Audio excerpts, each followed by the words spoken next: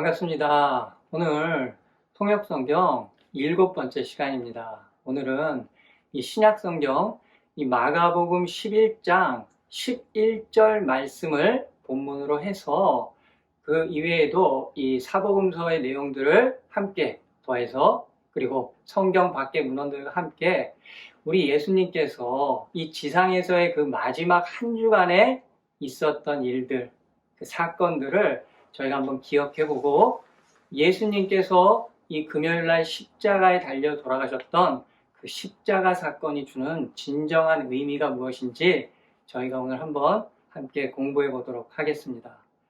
그러면 먼저 저희가 이 일요일 예수님께서 예루살렘 성으로 입성하신 날부터 금요일 십자가에 달려서 돌아가실 때까지에 있었던 사건들을 한번 정리를 해보겠습니다. 그리고 그 중에서 중요한 사건들을 함께 공부해 보도록 하겠습니다. 이 통역성경이 항상 그렇게 짧은 내용은 아니었습니다. 하지만 오늘은 굉장히 길 것 같습니다. 이유는 이 월요일부터, 아니 일요일 입성하실 때부터 이 금요일 십자가에 달리실 때까지의 사건을 이야기하기 때문에 굉장히 내용이 많습니다. 하지만 오늘 여러분께서도 시간을 할애하셔서 천천히 좀 자세하게 그날의 이야기들을 역사 속으로 들어가서 함께 공부해 보도록 하겠습니다. 그래서 오늘의 영상은 1부와 2부로 나누어서 올릴 예정입니다. 물론 말을 하는 화자인 저는 그 1시간 30분이 넘는 이야기를 계속해서 여러분들에게 전해드릴 것입니다. 자, 그러면 여러분께서는 어떤 이 필기를 할 수 있는 노트 하나와 이런 필기 도구 하나를 준비하시면 좋을 것 같습니다. 오늘은 성경을 막 넘기면서 찾아보실 수는 없을 겁니다. 그러면 이 중요하다 생각되는 부분들을 노트해 놓으시면 후에 굉장히 유익하게 사용될 것 같습니다. 자, 그럼 제가 이 마가복음 11장 이 11절 한 절 말씀이지만 이 말씀을 중심으로 해서 이 한 주간의 이야기들이 펼쳐집니다. 그 말씀을 봉독해 드리도록 하겠습니다. 예수께서 예루살렘에 이르러 성전에 들어가셨다. 그는 거기서 모든 것을 둘러보신 뒤에 날이 이미 저물었으므로 12 제자와 함께 베다니로 나가셨다. 아멘. 여러분 영화 좋아하십니까? 저는 영화를 굉장히 좋아합니다. 그래서 이 성경과 관련된 것으로 시간을 보내지 않을 때는 제 개인적으로 시간을 내서 영화 보는 일이 제 취미입니다. 이 변호인이라는 영화가 있습니다. 몇 년 전에 개봉을 했는데 그 개봉 당시에도 제가 보았지만 요즘에 최근 들어서 재방을 했습니다. 그 영화에 이 송강호가 주연으로 나와서 이 우리나라 전 그 역사 속의 대통령을 모티브로 해서 이 사건이 진행되는데 거기에 나오는 모든 이야기들은 다 차치하고요. 제가 그 영화를 다시 보면서 느낀 게 있습니다. 아주 강하게 저한테 왔는데 그 영화 속에서 보면 이 변호사가 이 피고를 자신의 생명을 다해서 이렇게 변론을 하는 것을 봤습니다. 제가 그것을 보면서 와, 이 설교를 하는 사람, 이 성경을 전하는 사람들은 어쩌면 이 성경의 이야기들과 사건들, 인물들을 변론하는 사람이구나. 그런 생각을 가졌단 말입니다. 그런데 생명을 다해서 최선을 다한다는 의미죠. 자, 그럼 오늘 저와 여러분이 이 예수님께서 지상에서 보내셨던 그 마지막 한 주간에 일어났던 사건들이나 인물들을 변호하는 시간을 가질 것 같습니다. 자, 그러면 일요일 입성부터 한번 저희가 보겠습니다. 일요일 예수님께서 입성을 하십니다. 그런데 그 입성을 하실 때 두 행렬이 있었습니다. 바로 이 동쪽 편에서는 우리 예수님과 그분의 제자들의 행렬이 있었고요. 또 이 북서쪽 가이사랴 해변에서는 이 제국의 행렬이라고 말씀드릴 수 있죠. 당시가 이 로마라는 나라의 지배를 받고 있었던 그 식민지 시절이기 때문에 이 제국의 이 총독 관저에 있던 그 총독과 로마 군인들의 행렬이 있었습니다. 그러니까 두 행렬이 그 일요일 날 입성을 한 것입니다.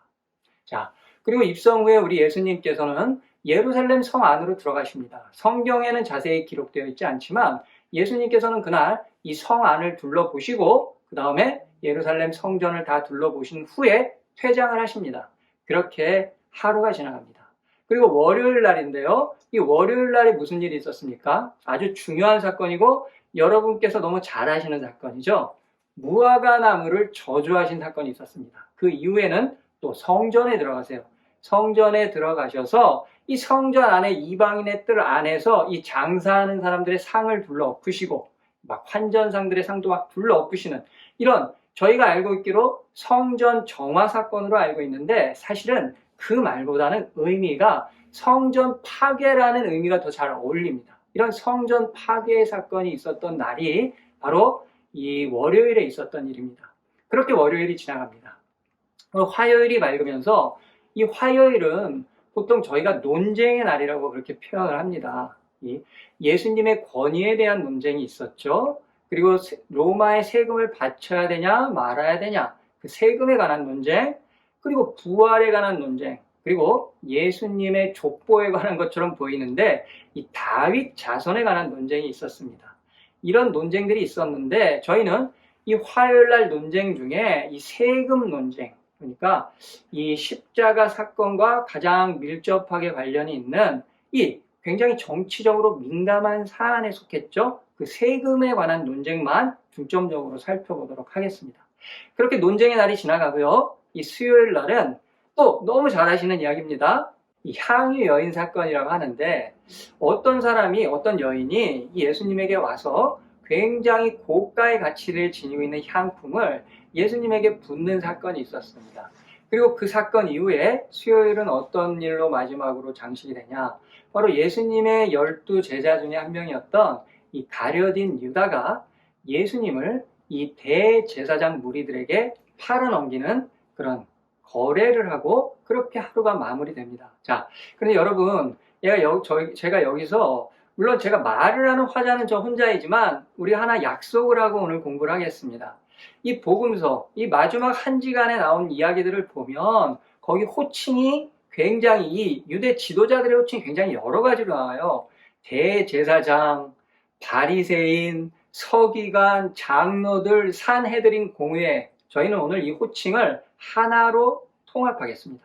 바로 대제사장 무리들이라고 이렇게 호칭하도록 하겠습니다. 그 대제사장 무리들에게 이 가룟 유다가 예수님을 팔아넘기는 계약을 하는 날이 바로 이 수요일이었습니다. 그렇게 수요일 날이 지나가고요. 이 목요일 날 굉장히 중요한 날입니다. 다 중요하죠? 바로 지금 우리 현대 이 기독교의 예전으로 사용하고 있는 이 세족식, 그리고 또 이 성찬식이 있었던 그 기원이 되는 날이 바로 목요일입니다. 이 예수님께서 이 6월절 식사를 제자들과 조금 앞당겨서 하십니다.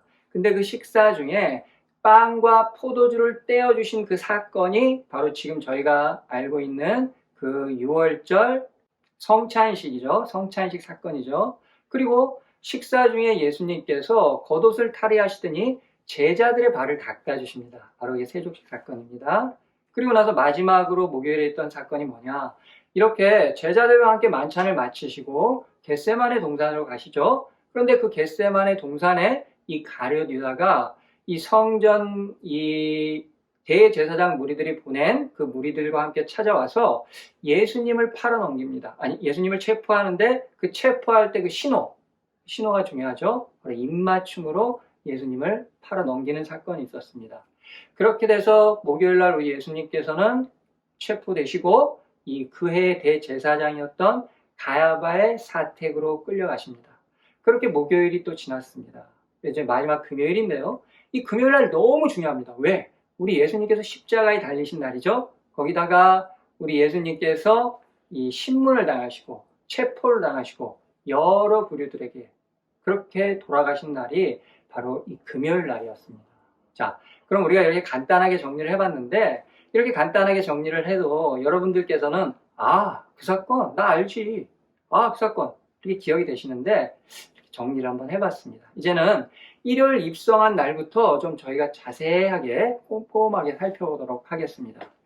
아까 제가 말씀을 드린 대로 일요일 날은 두 행렬이 있었습니다. 먼저 이 동쪽 편에서는 예수님과 그분의 제자들의 행렬이 예루살렘 성으로 들어왔고요. 반대편에서 이 북서쪽 이 가이사랴 해변가에서는 말씀드린 대로 로마 제국의 행렬이 있었습니다. 그러면 당시가 어떤 상태라고 그랬죠? 이 로마가 이 유대 땅뿐만이 아니라 웬만한 지중해 모든 국가들을 다 지배하고 있던 때예요. 식민지 시설이죠. 전체가. 그래서 로마의 황제가 세상의 왕이라고 표현을 해도 과언이 아닌 시절이었습니다. 근데 이 로마는 이 지배국들에 대한 정치 형태가 어떠냐? 바로 그 지배국에 어떠한 총독 관저를 둡니다. 그래서 그 관저를 통해서 그 지배국을 지배하고 관리하는 그런 정치 체제였어요. 그런데 보통 수도에 그런 총독 관저가 있는데 이 유대 땅은 조금 이 종교적인 문제로 인해서 가이사랴 해변에 그 총독 관저가 있었습니다. 거기 있는 총독이 누구였죠? 우리가 잘 아는 본디오 빌라도였습니다. 그런데 사실 그 총독의 정확한 명칭은 행정장관이에요.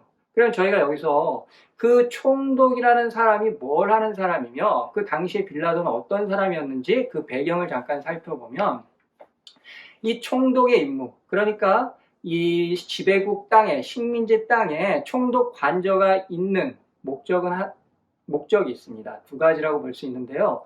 첫째 목적은 세금과 조공을 위해서 이 총독이 존재한다는 것입니다. 여러분, 이 고대 시대에는 동양이건 서양이건 비슷한 체제인데, 그러니까 어떤 땅을 지배하면 그 지배국의 왕이 임금으로 보통 표현을 합니다. 그러면 그 지배당한 땅은 신하에 나가야 돼요. 그럼 신하와 임금을 결정짓는 이 구분 지어주는 그 표지 역할을 하는 거, 그게 뭐겠습니까? 바로 이 세금과 조공이었습니다. 그래서 이 세금과 조공을 이 임금의 나라에 보내다가 만약에 그게 끊기죠. 그럼 그게 뭘 의미하냐? 어떤 메시지냐? 바로 전쟁을 선포하는 것과 똑같았다는 것입니다. 그러니까 그런 중요한 역할을 이 총독이 맡았던 것입니다. 그러니까 로마 본국으로 세금과 조공을 아주 원활하게 전달해주는 역할. 그리고 두 번째 역할은 뭐냐? 바로 그 땅의 치안 유지입니다. 한마디로 그 땅을 잘 통솔하고 관리하는 게 이 총독의 임무였다는 것입니다. 그러면 당시 총독으로 있었던 이 빌라도의 이력을 조금만 살펴보겠습니다. 당시는 예수님 당시에 이 로마의 황제는 티베리우스라는 사람이었습니다. 그런데 이 티베리우스 황제가 그 당시에는 이 로마에서 이 정치적인 것에서 손을 뗍니다. 그리고 어떤 섬에 가서 유배 생활을 한 건 아닙니다. 항상 그때도 현역 황제였어요. 그런데 여러 문헌들을 살펴보면 이 티베리우스 황제가 당시에 어떤 종교에 심취해 있었다고 합니다. 그래서 그 섬에서 보이지 않는 손을 움직인 거죠. 그러면 이 로마 본토는 누가 다스렸냐? 바로 이 티베리우스 황제의 딸의 남편, 사위죠. 한 집안에서 해먹은 거죠. 그 사위, 이 세아누스라는 사람이 바로 이 로마의 실권자였어요. 이 세아누스는 바로 이 피라미드 구조에서 가장 위층에 있었던 이 왕족, 귀족들. 근데 로마는 원로원 계급이 이 귀족 중에서 1호 계급이에요. 바로 그 밑에 계급이 이 군마 계급, 기마 계급, 이 군인 출신들이죠. 바로 세아누스가 그런 특수부대, 그러니까 이 왕을 호위하는 특수경찰의 최고 자리에 있었던 사람이에요. 그런 사람이 이 로마를 통치했어요. 그럼 이 본디오 빌라도는 세아누스와 또 어떤 관계냐? 바로 직계 관계예요. 쉽게 제가 표현을 드리면 우리나라 역사 중에 이 군부 시대가 있죠. 이 전두환, 노태우 그런 관계들처럼 바로 그런 직계 관계였단 말입니다. 그래서 세아누스가 이 본디오 빌라도를 유대의 총독으로 자기가 직접 임명했던 거예요. 황제의 임명이 아니라.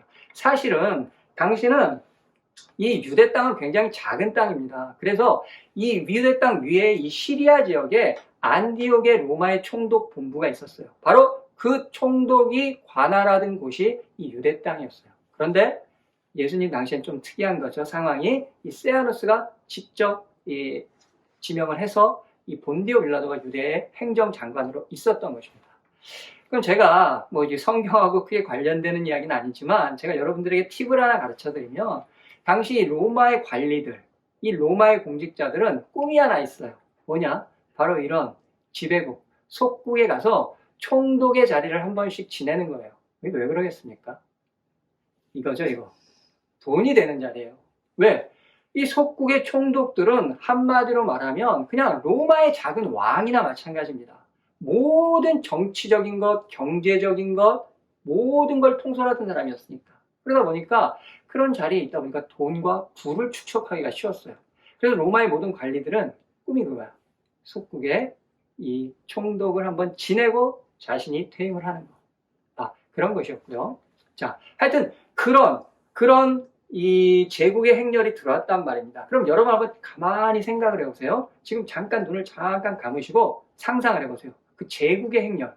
먼저 그 말발굽 소리 들리시죠? 그 기마병들의 말발굽 소리. 또 그 군인들의 그 갑옷 철렁철렁 하는 소리. 또 그 군화 소리. 그러면 굉장히 용감무쌍하고 그 절제돼 있고 모래바람이 휘날리면서 뭔가 굉장히 대단해 보이는 그런 행렬이란 말입니다. 자, 그러면 저희가 반대편을 한번 볼게요. 이 동쪽의 행렬. 그죠? 우리 예수님께서 제자들과 함께 성으로 입성하세요. 그런데 우리 예수님이 그때 당시에 이용하셨던 운송수단이 뭐였습니까? 나귀의 새끼예요. 이게 쉽게 말해서 당나귀예요. 그러면 우리 예수님께서 이 나귀 새끼를 타고 들어오시는 모습이 쉽게 표현을 드리면 제가 초등학교 아이들 그 바퀴 4개 달린 그 자전거를 탄 모습과 똑같은 거예요. 그러니까 어떻게 보면 굉장히 우스꽝스러운 모습으로 예수님과 제자들의 행렬이 들어온 거예요. 굉장히 대조적이죠. 제국의 행렬과. 그런데 중요한 것은 예수님이 들어오시는 그 나귀 탄 모습에는 굉장히 중요한 의미, 상징성이 내포되어 있다는 것입니다. 제가 이 통역성경 2번째 시간에 이 선지자 설교를 하면서 선지자들이 어떤 사람들이라고 그랬죠? 자신의 행동, 플러스 그 언어, 말을 통해서 하나님의 메시지를 가감없이 전달해 주는 게 바로 선지자의 책무입니다. 이 예수님께서는 지금 이 나귀를 타고 입성하시는 모습을 통해서 그 선지자적인 요즘 가장 많이 사용하는 용어죠. 퍼포먼스를 보여주고 계시는 거예요. 자, 우리 예수님에 대해서 당시의 백성들의 의식, 생각이 어땠죠? 메시아입니다. 왜? 예수님께서 보여주신 그동안의 행적들을, 기적들을 보면 저분이 바로 다윗의 왕통을 이을 진짜 메시아다. 그래서 곧 로마를 저분께서 전복시키고 새로운 왕이 되실 거다. 다 이런 상상을 하고 있었단 말입니다. 근데 그 상상의 정점이 되는 날이 바로 그 일요일이에요. 왜? 예수님의 이 행위는 구약의 예언서의 그 예언을 성취시키는 그런 실질적인 모습이었어요. 스가랴서에 보시면은요, 이런 말씀이 있어요. 시온의 딸들아 기뻐할지어다. 너희의 왕이 예루살렘 성으로 들어오시는데 그분은 나귀의 작은 새끼를 타고 그렇게 들어오신다는 예언이 있었습니다. 그러면 우리 예수님께서는 이 나귀를 타고 성전으로 입성하시는 모습을 그냥 우연찮게 하신 게 아니란 말이에요. 성경에는 기록되어 있지 않지만 우리 예수님께서는 아주 철저한 계획 속에서 그 스가랴서의 예언의 성취를 보여주시면서 내가 유대인의 왕이다라는 것을 아주 떳떳하게 선포하시면서 들어오는 거예요. 하지만 이방인들은 모르겠죠. 그렇지만 이 구약의 모든 백성들은 이 예언을 알고 있었단 말입니다. 그러면 이 백성들의 마음이 어땠겠습니까? 저분이 진짜구나. 우리가 믿었던 게 맞구나. 그래서 어떻게 하죠? 호산나, 호산나, 다윗의 자손이요. 바로 예수님의 그 입성은 왕의 입성이었어요. 자, 우리 예수님께서 그렇게 입성을 하신 후에 아까도 말씀을 드렸지만 이 성경에는 자세히 기록되어 있지 않습니다. 하지만 문헌들을 보면은요, 예수님께서는 예루살렘 성 안에 있는 그 도시를 둘러보세요. 그리고 그 성 안에 있는 그 성전 안을 또 둘러보십니다. 그러면서 우리 예수님께서 어떤 생각에 잠기세요? 과연 우리 예수님께서는 어떤 생각에 잠기셨을까요? 자, 그 어떤 생각을 하고 계신지는 월요일에 일어났던 사건을 저희가 공부하면 자연스럽게 알게 됩니다. 그럼 잠깐 우리 예수님은 그대로 성전에 모셔두고 저희는 월요일로 한번 가보겠습니다. 자, 월요일날 무슨 일이 있었죠? 무화과나무를 저주하셨어요. 예수님께서 이 사건이 어떻게 되냐? 예수님께서 성전으로 딱 들어가시고 계세요. 제자들과 함께 이 베다니에 나오셔서 가시고 계시는데 시장하시는 거예요. 그 앞을 보니까 무화과나무가 한 그루 서 있어요. 예수님께 가셨죠. 왜 가셨겠어요? 열매를 바라셨겠죠? 그런데 그 나무에 열매가 없습니다. 우리 예수님께서 그 나무를 바로 저주해 버리세요. 이런 사건이었는데요. 자, 이 사건의 의미, 그리고 이 사건 이후에 있는 성전 그 파괴 사건이라고 그랬죠. 그 사건의 의미를 여러분들께서는 너무 잘 알고 계세요, 이미. 하지만 이 통역 성경에는 분명히 이 사건의 본질에 대해서 잘 모르시는 분들이 있기 때문에 제가 좀 설명을 드리도록 하겠습니다. 그리고 이 사건이 이 예수님께서 시장하셨다는 거기에 초점을 둔다거나 아니면 이 무화과 나무에 마가가 그런 설명을 해줘요. 해답을 달아주는데 그 예수님께서 저주하셨던 나무에 열매가 없었던 이유가 바로 그 무화과의 철이 아니었다고 합니다. 그러면 이 무화과에게 죄가 있습니까? 나무에게? 죄가 없죠. 무화과 나무를 피고로 봤을 때 이 피고는 죄가 없어요. 그런데 우리 예수님께서는 그 나무를 저주하셨다는 거예요. 바로 이 부분에서 지금껏 여러 가지 성경의 주석서라든지 또 어떤 설교라든지를 보면 예수님이 배가 고프셨다는 그 인성에 초점을 맞추거나 아니면 이 무화과 나무, 그러니까 쉽게 말해서 이스라엘 문화에 초점을 맞추는 경우가 굉장히 많습니다. 저 또한 성경을 보는 눈 중에서 가장 중요시하는 게 제가 강조해도 또 강조하는 게 바로 문화예요. 그리고 역사고요. 그 다음이 성경의 땅의 언어, 질입니다. 하지만 여러분, 바로 오늘 이 사건, 바로 이 본문만큼은 그런 문화적인 것이나 모든 사항들을 다 떠나셔야 돼요. 오직 한 가지만을 기억하시면 됩니다. 이 복음서의 저자들이 이 두 사건을 여기다 적어놓은 이유는 딱 한 가지 목적이에요. 바로 상징. 아까 예수님께서 예루살렘 입성하시는 일요일 날 보여주셨던 그 선지자적인 메시지가 바로 여기 그대로 다시 실현되고 있는 거예요. 자, 그러면 저희가 성전으로 한번 들어가 보겠습니다. 이 성전 바깥서부터 이렇게 설명을 드리면 가장 바깥쪽에 성전 안으로 들어오면 이방인의 뜰이라는 곳이 있어요. 이 장소는 누구라도 들어갈 수 있는 거예요. 그리고 조금 더 들어가면 유대인 여인들만이 들어가는 그 여인의 뜰이 있습니다. 그리고 옆으로 좀 가면 또 유대인 남성들이 그런 뜰이 있죠. 그리고 좀 더 들어가면 제사장의 뜰도 있고요. 바로 그 안으로 더 들어가면 지성소가 있습니다. 그런데 이 이방인의 뜰에는 당시에 이 상점이나 점포들이 있었어요. 그리고 환전상도 있었고요. 왜? 예루살렘 이 성전의 첫 번째 기능이 뭐죠? 제사 기능입니다. 그럼 재물이 필요하겠죠? 바로 그 상점들에서 재물을 팔고 또 환전을 해줘야 돼요. 이 환전은 왜 하죠? 성전의 세겔로 환전을 해야지 사용할 수 있으니까요. 그런데요, 이런 사람들이 이 장사를 하는 것이었어요. 그런데 우리 예수님께서 그 상을 다 둘러엎으세요. 그러니 뭐라고 그러시죠? 내 아버지의 집, 기도하는 이 집을 너희가 강도의 소굴로 만들었다고 해요. 그럼 보세요. 이 성전에서 그렇게 재물을 팔고 있던 사람들은 어떻게 보면 이 성전의 바른 기능을 위해서 필요한 그런 요소들이에요. 그리고 이 사람들이 불법이었나요? 아니에요. 성전 지도자들로부터 이 공식적인 허가를 맡아서 성전 안의 기능을 올바르게 유지하기 위해서 필요한 그런 공식적인 비즈니스맨들이었어요. 그럼 우리 예수님께서는 왜 그렇게 성전에서 그렇게 둘러엎으시는 그런 이런 충돌적인 행동으로 보이죠. 우리가 보면 그런 행동을 하셨을까요? 자, 여기에 대한 대답은요, 바로 우리가 예루살렘 성 안으로 들어가면 그 안에서 찾을 수 있습니다. 그럼 우리가 다시 예루살렘 성 안으로 한번 들어가 보도록 하겠습니다. 여러분, 이 고대의 도시들은요, 이 예루살렘 성을 포함해서요, 대부분이 이 상부 도시와 하부 도시로 나뉘어져 있었습니다. 여기에 특징은 뭐냐? 이 상부 도시는 이 부를 가진 사람들 있죠? 있는 자들, 그러니까 소수의 특권층들, 이 피라미드 구조의 가장 상위에 있던 이 왕족, 귀족, 아까 말씀드렸던 그런 기마 계급들, 그리고 또 한 계급이 있어요. 당시 고대는 이 정치와 종교가 하나라고 보시면 돼요. 그래서 항상 어느 도시를 가나 종교는 있고요, 신은 있어요. 그래서 제사장직은 제사장 무리들은 언제나 가장 고위층이고 부유한 사람들이었어요. 바로 그런 사람들이 사는 도시가 이 상부 도시예요. 전 인구의 10%, 많게는 20%가 안 되는 그런 도시가 이 상부 도시입니다. 그리고 상부 도시의 또 하나의 특징은 주거 환경, 그 인프라 조성이 다 잘 돼 있다는 거예요. 집도 크고 도로 구획도 좋고. 근데 하부 도시의 특징은 뭐냐? 전 인구의 한 90%, 80%는 살고 있지만 이 집들은 굉장히 초라하고 또 이 냄새가 굉장히 많이 나요. 고대의 도시들은. 왜? 정화시설이 별로 없어서. 악취가 많고 땅에 오물이 많아요. 그런데 당시는 1차 산업이 주가되죠. 이 중간 계층이 비어있다고 보면 돼요. 그럼 일반인들 중에 부자라고 해봤자 그 부자를 나타내는 표지는 그냥 집 한 채 정도 가지고 있는 거예요. 방 3개 정도? 그런 정도.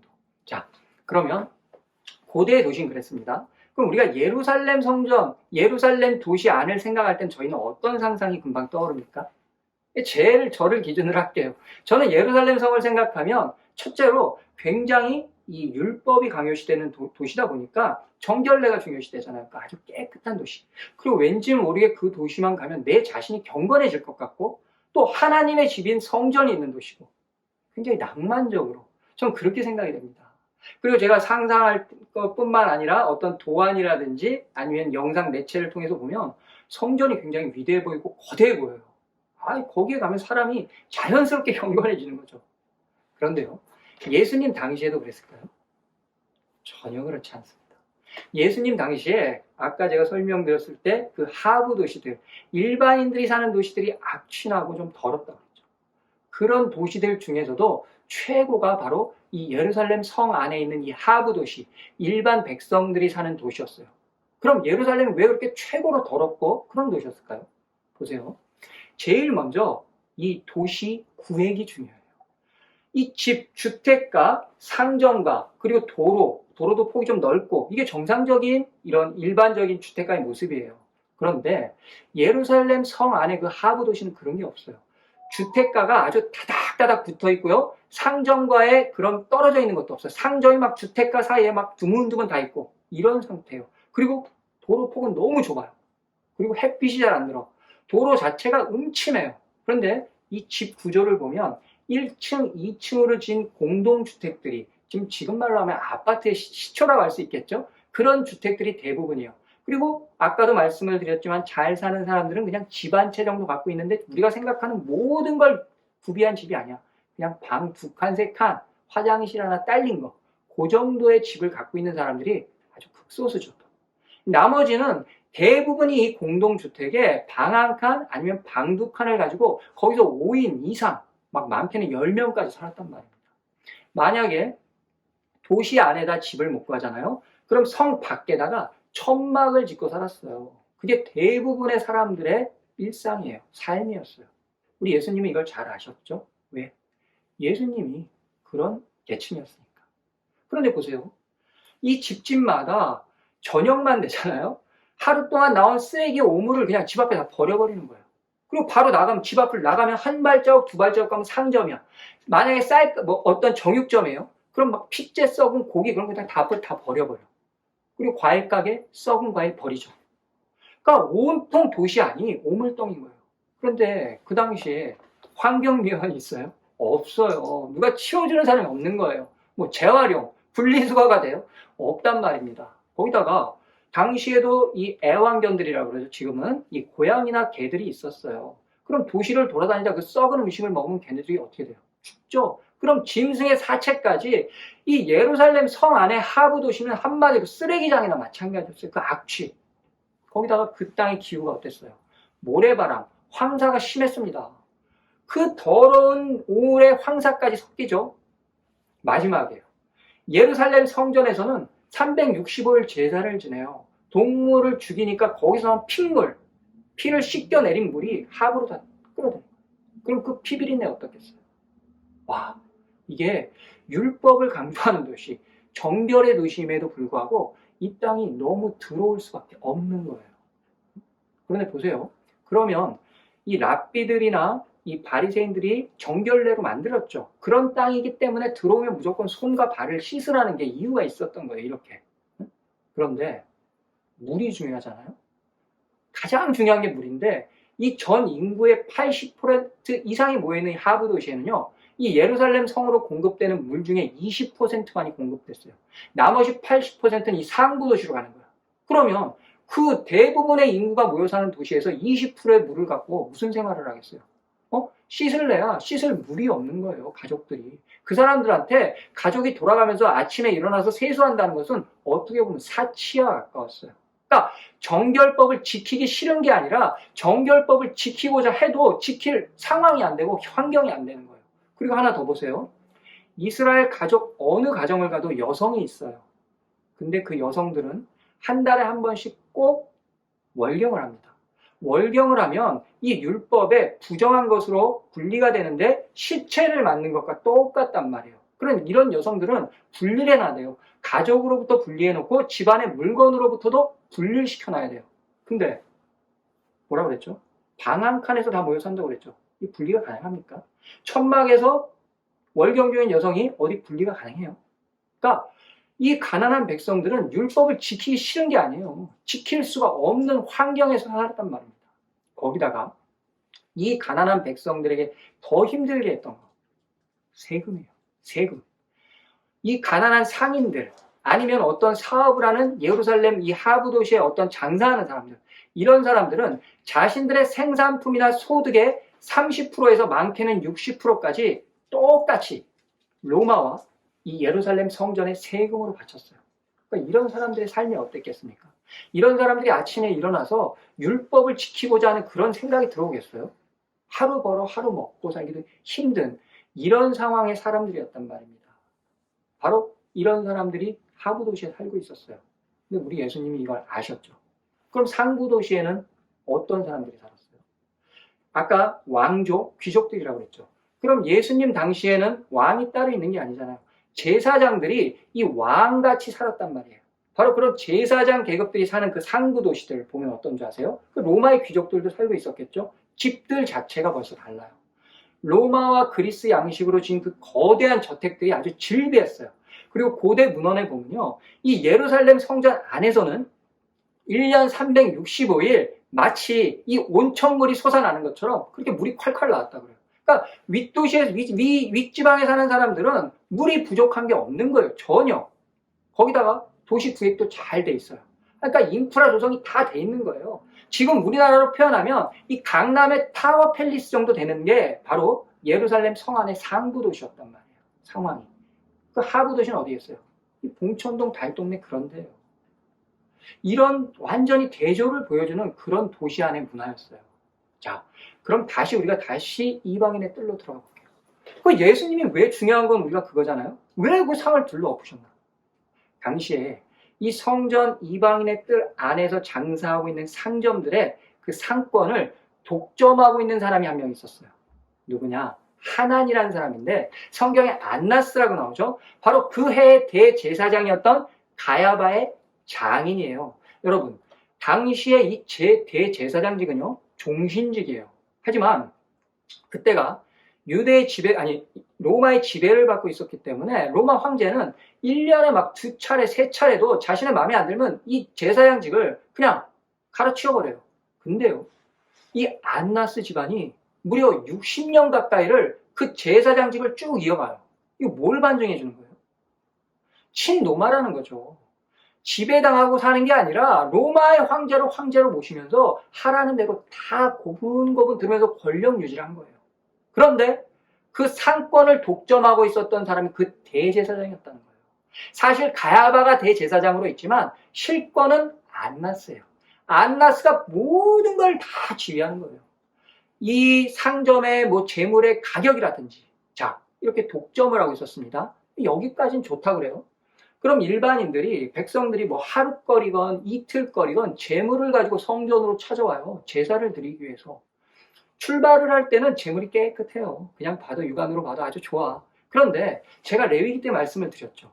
이게 이 레위인 제사장들이 재물 합격, 불합격 판정을 내린단 말입니다. 불합격을 당하면 이 재물은 사용할 수가 없어요. 근데 그 재물을 데리고 오죠. 아까 제가 다 설명을 드렸죠. 그 오물 많고 모래바람 불고 흠이 안 생길 수가 없는 거예요. 근데 성전에 오면 그 합격 기준이 굉장히 높아. 왜 높겠어요? 안나스가 높여놨죠. 다 불합격인 거예요, 거의 다. 이거 뭐야? 내 상점에서 파는 제품을 사라는 거예요. 그래야 내가 부자가 되니까. 그러니까 재물을 거기서 산다는 거예요. 또 환전상이요. 이 부분 중요하니까 여러분 잘 들어놓으세요. 이 환전은 왜 필요하냐? 우리가 외국 나가면 외국 돈으로 환전을 해야지 사용할 수 있잖아요. 마찬가지예요. 성전 안에서는 약속해놓은 이 성전의 세겔만이 통용이 되었어요. 그럼 성전의 세겔은 우리가 생각하기 어떻습니까? 이 유대인들은 율법에 따라서 어떠한 형상도 새긴 동전을 사용하지 못한다고 알고 있어요. 맞죠? 그런데 성전에서도 그랬을까요? 그렇지 않았어요. 이 성전에서는 어떤 동전을 사용했냐면 바로 이 두로에서 들어온 세겔이라는 동전을 사용합니다. 우리가 반세겔이라고 들어보셨죠? 이스라엘 성일 남성들이 해마다 꼭 반세겔씩 성전 세를 냈어요. 근데 그 반세겔의 이름이 디드라크마예요. 그리고 또 한 세겔의 동전이 있어요. 두 가지 동전만 통용이 됐는데 그 한 세겔, 이 테트라 드라크마. 그러면 그 동전에는 형상이 안 새겼기 때문에 사용했을까요? 그렇지 않아요. 정말 아이러니한 게 로마 동전처럼 이 성전에서 사용한 동전도 앞면에는 이 멜카르트 신, 우리가 잘 아는 그 그리스 신화의 헤라클레스가 새겨져 있어요. 그리고 뒷면에는 두로를 대표하는 그 상징, 바로 독수리의 형상이 새겨져 있었습니다. 아니 그러면 어떻게 성전의 중심에서, 율법의 중심지에서 이런 형상이 새겨져 있는 것을 대제사장들이 사용할 수 있을까요? 이유는 딱 하나예요. 경제적인 이 효용성, 경제적인 가치. 당시에 은전이 굉장히 많았습니다. 그런데 유독 이 두로 지방에서 주조한 은전만 은의 순도가 90% 이상이었어요. 그러니까 이 대제사장 무리들이 경제적인 효용성을 주로 해서 이 성전의 세계를 사용한 거예요. 참 아이러니하죠. 그때는 그랬어요. 자, 그런데 문제가 뭐겠어요?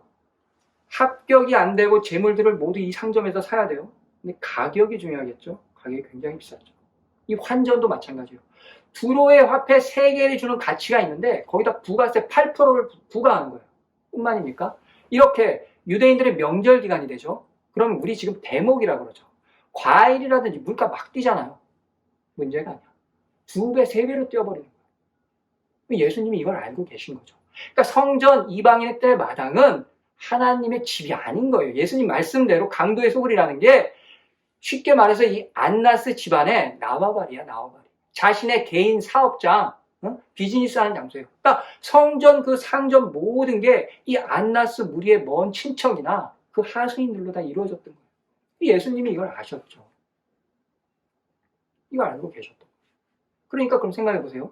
아까 무화과 나무를 저주하신 사건, 이 성전을 파괴하신 사건은 딱 대상이 하나인 거예요. 이 상징적인 목적. 완전히 선지자적인 퍼포먼스가 맞죠.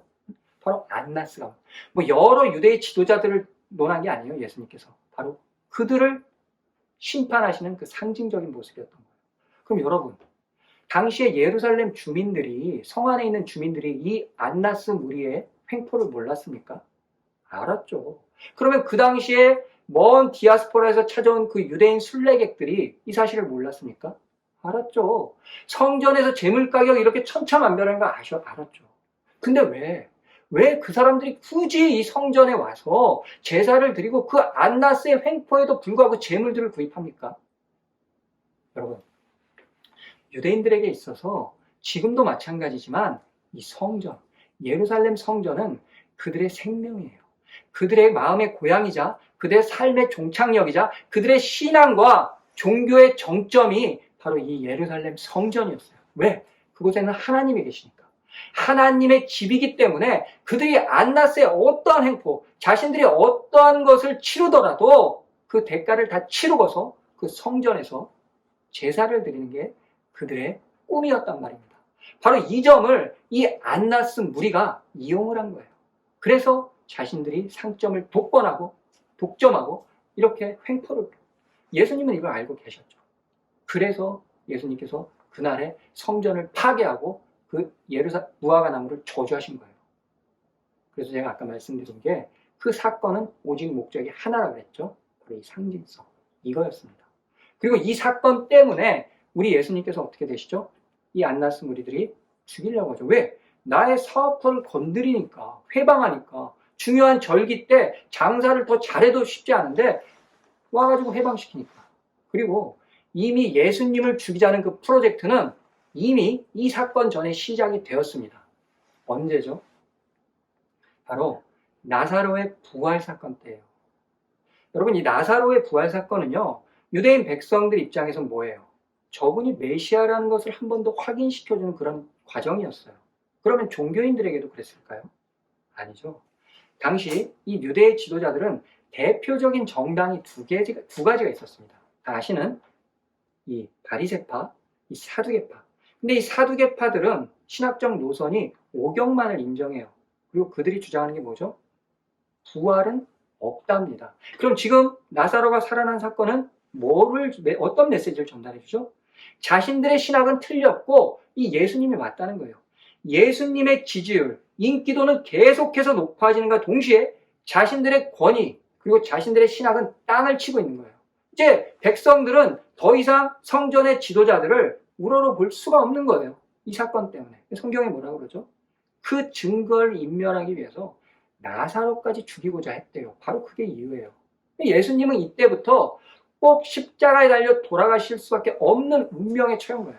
그런데요, 왜 그 사람들이 예수님을 그때 당시 그냥 바로 못 잡냐? 예수님은 이렇게 그냥 쉽게 다룰 위인이 아니에요. 왜? 예수님은 백성들의 90% 이상이 전부 다 예수님을 따르고 메시아라고 그러잖아요. 다 그분을 대망하고 있는데 만약에 이분을 건드려보세요. 이 나라는 혁명이 반란이 일어나게 돼 있어요. 그럼 로마가 가만히 있겠습니까? 대제사장 무리들이 절대로 우리 예수님을 쉽게 건들 수 없었단 말이에요. 그러니까 시간을 보는 거예요. 기회만 보고 있는 거예요. 언제 저 사람을 잡아가지고 죽일까? 그런데 그 기회가 찾아온 게 바로 이 6월절 절기 동안에 성전 마당에서의 자신들의 사업터를 회방한 사건이었죠. 그러니까 그때 결정을 내립니다. 6월절 동안에는 못하지만 6월절이 지난 후에 저 예수를 꼭 잡아 죽이겠다. 바로 여러분 일요일 입성과 이 월요일 날 이런 사건이 있었어요. 그러면 우리 예수님께서 그 성전에서 무슨 생각에 잠기셨는지 이제 여러분들도 좀 아시겠죠? 바로 이런 의미 있는 날이었습니다. 이렇게 월요일이 지났습니다. 그리고 화요일은 제가 뭐라 그랬죠? 논쟁의 날이죠. 그 논쟁의 날 중에 저희는 그 세금 논쟁만을 공부하기로 했습니다. 이 세금 논쟁은요, 이 십자가 사건과 굉장히 연관이 있고요. 굉장히 정치적으로 민감한 사안이었습니다. 왜? 많은 논쟁들을 통해서 이 대제사장 무리들이 예수님을 어떻게 해서든지 올무로 엮어서 죽이고자 했단 말이에요. 근데 종교적인 올무, 뭐 신성모독이라든지 이런 걸 해서 죽이려고 그러는데 여건이 여의치 않은 거예요. 방향을 바꾸죠. 뭐 바꾸죠? 당시 로마의 지배체제죠. 그런데 이 세금에 관한 아주 민감한 사항을 건드린 거예요. 얘네들이 뭐라고 그래요? 예수님께 로마에게 세금을 바치는 게 옳으냐 틀리냐 그래요. 예수님은 여기에 답변은 딱 두 가지예요. 바쳐라. 바치지 말라. 또 무슨 대답을 해도 예수님이 굉장히 불리한 대답이었어요. 왜? 보세요. 만약에 예수님께서 세금을 바치는 게 옳다 했을 경우에 어떤 일이 벌어지죠? 이 유대의 백성들 아까 설명을 드렸잖아요. 그 메시아를 그렇게 대망하고 있단 말이에요. 근데 그 사람들이 가장 싫어하는 게 뭐야? 자신들을 억누르는 거. 바로 이 세금 문제였어요. 근데 우리가 믿는 메시아가 세금을 내라는 거야. 이게 친로마적인 상황이거든요. 그럼 당연히 예수님의 지지율은 어쩔 수 없이 떨어지게 되는 거예요. 그 백성들로부터 예수님에 대한 관심이 멀어질 때 바로 죽이고자 했던 거죠. 반대로 세금을 내지 말아라 하면 어떤 경우였습니까? 당시에 토지, 국가, 백성, 주권 모든 건 왕에게 속해 있어요. 근데 이 로마 황제가 명령한 거야, 세금이. 근데 그걸 예수님이 내지 말랬다는 아까 제가 뭐라고 그랬죠? 어떤 메시지라고 했죠? 전쟁 선포예요. 이거는 정치적인 사안에 들어가는 거예요. 한마디로 테러 행위. 이랬을 때는 무조건 십자가형이 처해져요. 제가 이따가 십자가형을 아주 자세히 설명을 드릴게요. 하여튼 그런 상황이었단 말이에요. 그런데 우리 예수님의 해법이 정말 제가 진짜 보면 볼수록 정말 놀라워요. 어떻게 하시죠? 그래? 동전 하나 데나리온 한번 가져볼래? 갖다 줬어요. 예수님 뭐라 그럽니까? 야, 근데 이 동전에 새겨진 형상이 누구의 형상이고 글귀가 무슨 글귀냐? 너무 쉽거든요. 아니 그거 가이사의 형상 아니야. 자신 있게 말했죠. 근데 그게 결과가 어떻게 되는 거예요? 예수님 뭐라 그랬어요? 그래? 그러면 가이사의 것은 가이사에게, 하나님의 것은 하나님에게. 아니 이거는 세금을 내라는 얘기도 아니고 내지 말라는 얘기도 아니에요. 근데 중요한 게 그게 아니죠. 아니 지금 이 세금을 동전을 예수님께 건네준 사람은 누구예요? 종교 지도자들이에요. 예루살렘의 그 중심에 있는 이 율법의 중앙에 있는 사람들, 그런 사람들이 하나님의 율법하고 상관없는 로마의 형상이 그려져 있는 동전이 주머니 속에서 나왔어요. 이게 뭘 의미하는 거예요? 자신들은 로마 황제를 섬기는 로마의 백성이라는 걸 이 성전 지도자들이 모든 백성들 앞에서 보여준 거예요. 그러니까 예수님은 올무로 엿불렸다가 결국에는 예수님을 지지율을 높이는 꼴이 된 거예요. 얼마나 놀라워요. 거기다 더 중요한 사건이 뭔지 아세요? 예수님이 말씀하셨던 거. 가이사의 것은 가이사에게, 황제의 것은 황제에게. 당시에 이 말을 들은 유대인 백성들은 다 뭘 똑같이 생각하는지 아세요? 그들의 사상 속에 세상에 가이사의 것은 없어요. 그럼 이방인들은 못 알아듣겠지만 예수님의 말씀의 본질은 뭐냐? 야, 세상에 가이사의 것이 어디 있냐? 다 하나님의 것이지. 다 알고 있었다고요, 유대인 백성들은. 그래서 모든 사람들이 예수님의 말씀이 와, 진짜 권위 있는 말씀이다. 정말 이 예수님의 말씀 정말 놀라워요. 인간이었음에도 불구하고 하나님이긴 하지만, 자, 이렇게 논쟁의 날에 승자는, 위너는 우리 예수님이셨어요. 이렇게 하루가 또 지납니다.